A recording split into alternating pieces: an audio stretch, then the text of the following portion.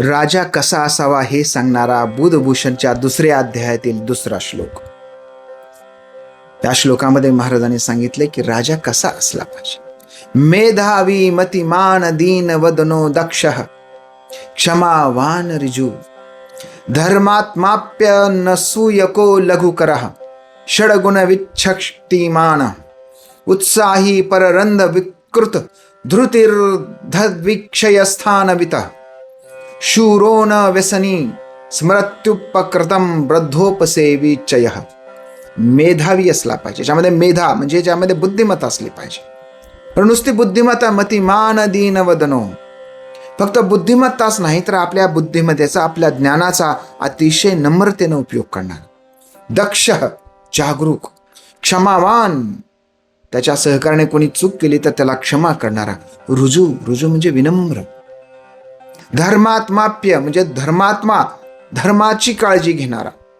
धर्म म्हणजे केवळ आपण जन्मलो हा धर्म नाही तर मानवतेचा धर्म, राजाचा धर्म.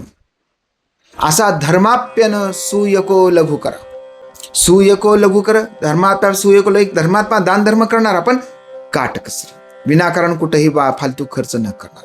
षडगुण्य विच्छक्तिमान म्हणजे हे 6 जे गुण आहेत. षडगुण म्हणजे 6 गुण. कोणकोणते 6 गुण आहेत?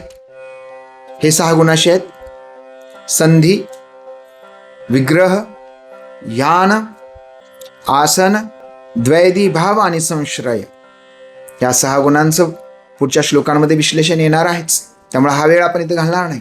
तर ह्या 6 गुणांची जाण असणारा षडगुण्य विच्छक्तिमान, याला कल्पना आहे या 6 गुणाची. उत्साही, प्रचंड उत्साहानं भरलेला. पररंध विकृत, दुसऱ्यांचे म्हणजे दुसऱ्या राज्याचे, दुसऱ्या लोकांच्या जे काही वीक पॉइंट्स आहेत ज्याला आपण म्हणू शकतो, किंवा त्यांचे काही जे वैगुण्य आहेत हे वैगुण्य जाणवणार.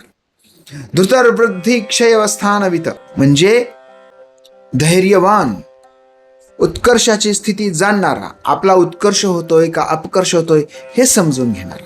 ह्या आपलं स्थान कुठं आहे.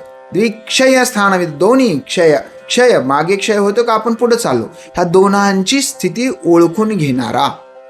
शूरो न व्यसनी, शूर न व्यसनी, व्यसन नसलेला, दारुडा पिदाडा, नाच गाण्याची व्यसन असली व्यसन नसणारा.